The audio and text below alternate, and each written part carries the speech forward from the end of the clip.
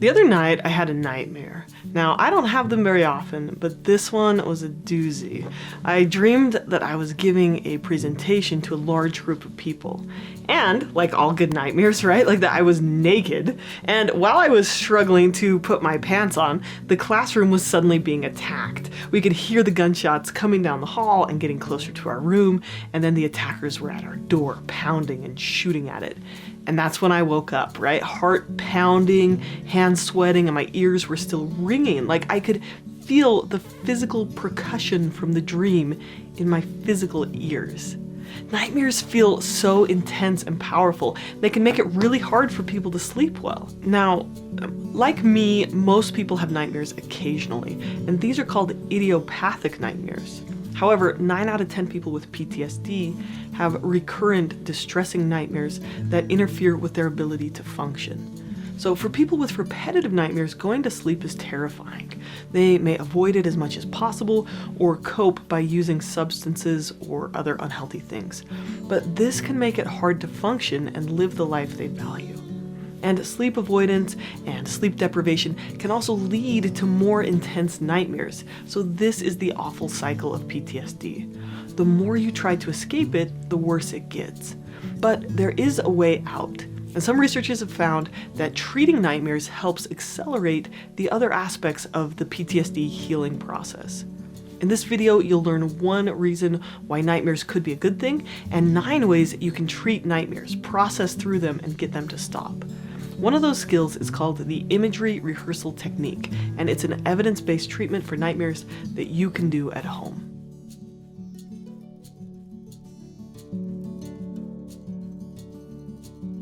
This video is sponsored by Manta Sleep. Sleep is super essential for mental health, and it's how your brain resets for the day. A good night's rest is essential for clear thinking and working through emotions. When people with both depression and sleep difficulties solved their sleep difficulties, in one research study, 87% of them saw their depression symptoms resolve. So prioritizing sleep is really essential to processing emotions. Manta makes these amazing sleep masks. They block out 100% of the light while also putting 0 pressure on your eyes. Seriously, they are so soft and super comfortable. The eye cups are also completely customizable, so you can move them to fit your face, whatever shape your face is, and these can help you have an amazing night's sleep. So check out the link in the description for 10% off your new favorite sleep accessory. So first, let's start with a disclaimer. If you have past trauma, please work with a therapist. This is some really sensitive stuff, and PTSD can be really hard to work through on your own. What I'm going to teach you today are some ways to process through nightmares and bad memories, but this process can trigger PTSD symptoms like flashbacks and dissociation, so I encourage you to get the help you need. If you think you might have PTSD and you choose to go through this exercise, you do so at your own risk. You do this knowing that it might be uncomfortable at times. However, that being said, I know that many people aren't able to get counseling, and I believe that healing is possible and that there are some things you can try on your own to create change. Okay, so let's talk about what causes nightmares. Everyone has nightmares sometimes, but with PTSD, it's different. PTSD dreams often repeat the same terrifying storyline over and over, and this can last for years or even decades. But your brain and your body, they aren't out to get you. Dreaming serves a function. Researchers believe that dreaming is one way that our brain processes through emotions and experiences. When we dream, we're in REM sleep. That's rapid eye movement sleep. And usually we don't remember our dreams unless we've woken up during them. During REM sleep, your body turns down adrenaline, which is one of the chemicals that turns on your body's activated state, the fight, flight, freeze response. Now, this makes it so that healthy people can process through their emotions without that nervous system activation. It's like taking the intensity out of a situation so that you can process your emotions or your experiences at night. Now, I've certainly had experiences where during the day something seems so overwhelming, but after a good night's sleep, I feel better and the situation doesn't seem so bad anymore. Your dreams help you let go of the sharp emotions and hang on to the memories like what you've learned from a situation. So basically, dreaming is a way for you to process through intense experiences and come to a resolution so that you can make peace with these experiences. But with PTSD, your system doesn't turn off the adrenaline during a dream, which means that your brain can't process through the emotions. So instead, it just cycles through them over and over again. So in this way, dreams and even repeated nightmares may be a sign that your brain is asking you to heal. It's trying to process through a memory or an experience or an emotion. But with PTSD or other intense repetitive nightmares, we don't finish the process of working through the nightmare, either because the dream wakes us up so that we don't complete the nightmare, or because our brain doesn't know what to do with the dream. It doesn't know how to resolve it. Nightmares are not a sign of weakness. They're a sign that your brain is trying to process something. So let's talk about how to help you process the dream all the way to resolution so that you don't have to keep repeating it. First, though, let me give you an example. When my 5-year-old daughter watches Disney movies, she gets really scared. So in a movie like The Lion King, when Mufasa dies and then Simba believes that it's his fault, that's one of the emotionally intense parts of the movie. Now, I don't really have her watch these movies right now, but if I did, she would beg me to turn it off at that part of the movie. So imagine watching The Lion King over and over and over, but the movie always ends at the spot where my dad died a horrible death and it was my fault. This is similar to what someone with PTSD experiences. They remember their trauma and it gets so intense that they can't process through it. They try to turn it off by avoiding it during the day, and then when the brain tries to reprocess it at night, it gets flooded with adrenaline. And as the brain tries to resolve the trauma by dreaming, the stress wakes you up right in the worst part, so the processing gets interrupted over and over. It's like Mufasa dying over and over again. Like, that is not an enjoyable movie. So instead, we work to help people process traumatic events by reaching some kind of resolution, by going all the way through the trauma and getting to the second half of the movie, like Hakuna Matata, and It's Not Your Fault, Simba, and then successfully defeating the bad guys and restoring the balance of nature and, making babies and stuff. We help people get through the difficult part of the movie and get to the resolution of their trauma. So how does this work with nightmares? The first skill we're going to talk about is the imagery rehearsal technique. This is a CBT technique developed to help people reprocess memories and dreams. Randomized controlled trials, which is the best type, have shown that for people with moderate to severe PTSD, this technique reduces their nightmares and their PTSD symptoms significantly. In one trial, the nightmares and symptoms were reduced by 60%, and in another, they were reduced by 72%. And these results lasted for months to years. This technique is basically a way to retrain your brain to work through the nightmare. So you simply take the memory or the nightmare, and you write it down, and then you rewrite it and change something about it. You can change the ending, the theme, the storyline, or any part of the dream to make it more positive. This helps you retrain your brain on how to handle the distressing dream. And as I said before, if thinking about your nightmare might be overwhelming for you, then please work with a therapist who can help you work through flashbacks or dissociation in a safe place. A therapist will help you break it down into manageable chunks, and they'll help you work within your window of tolerance. However, if you can't access a therapist, I recommend that you learn about the window of tolerance and start with a non-trauma nightmare, or skip the rehearsal of the nightmare if it's very triggering. So start slow and then you can build up. Okay, so here's the process. You start by doing some grounding or relaxation, like deep breathing or progressive muscle relaxation.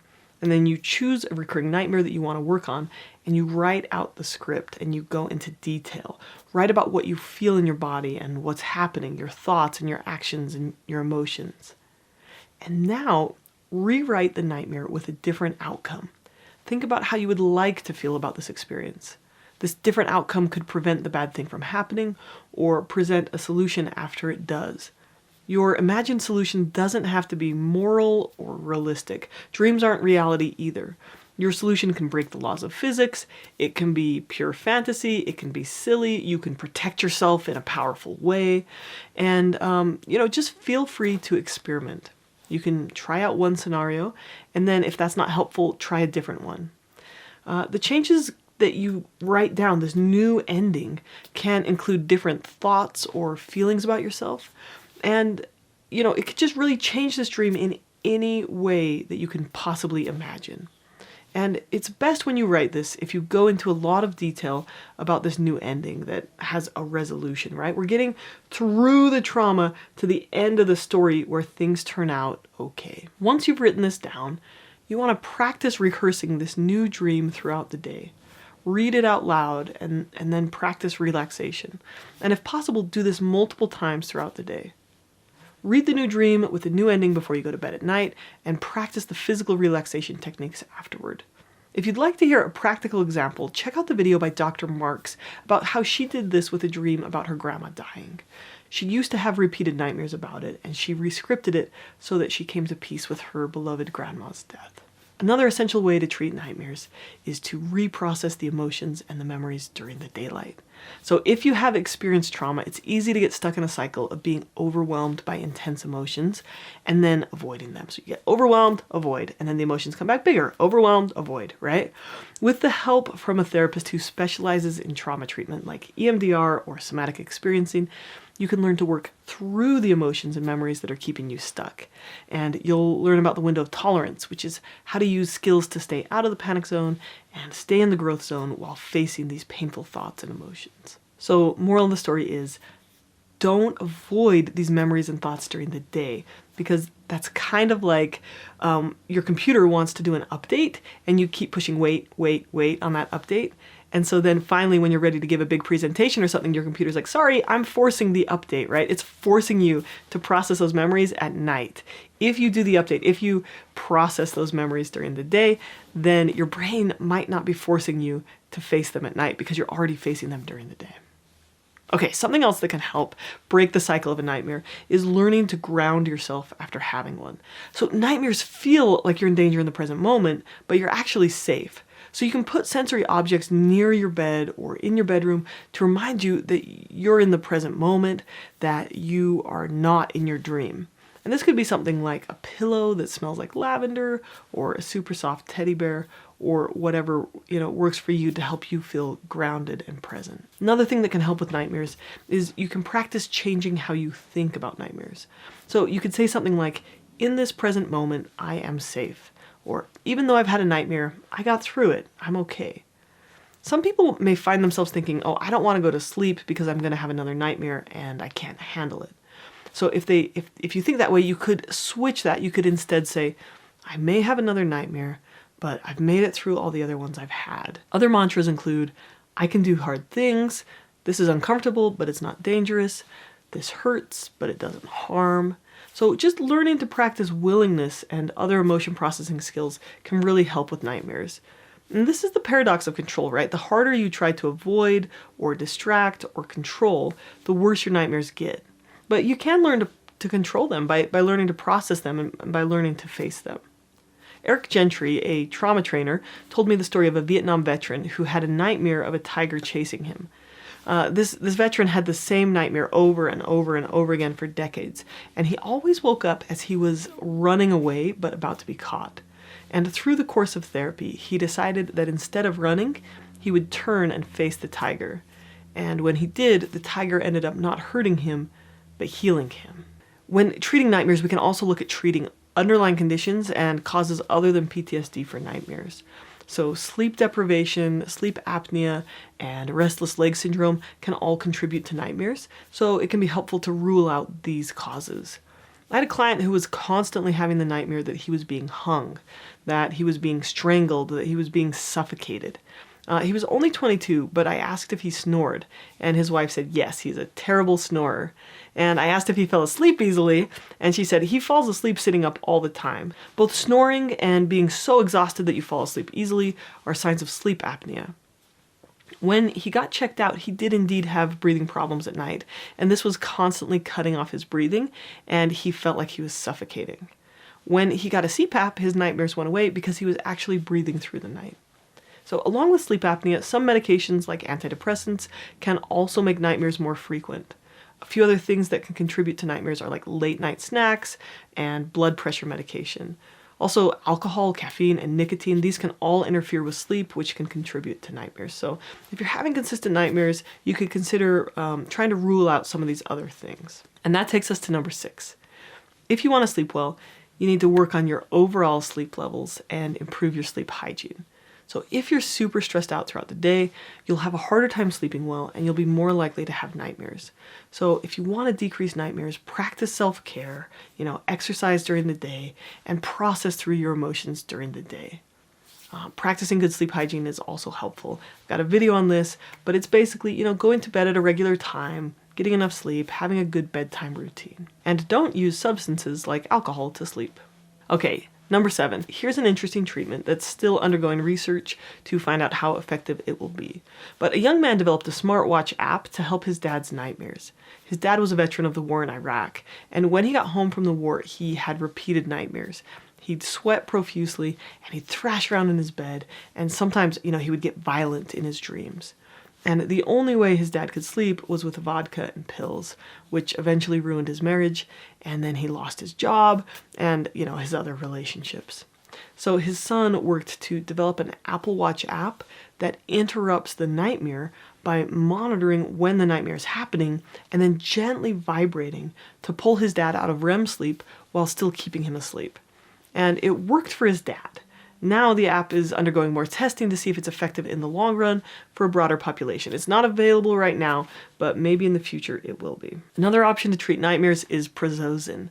You'll need to work with a doctor to decide whether to use this medication. It was originally developed to treat high blood pressure, and it works by calming down the fight-flight-freeze response by decreasing adrenaline.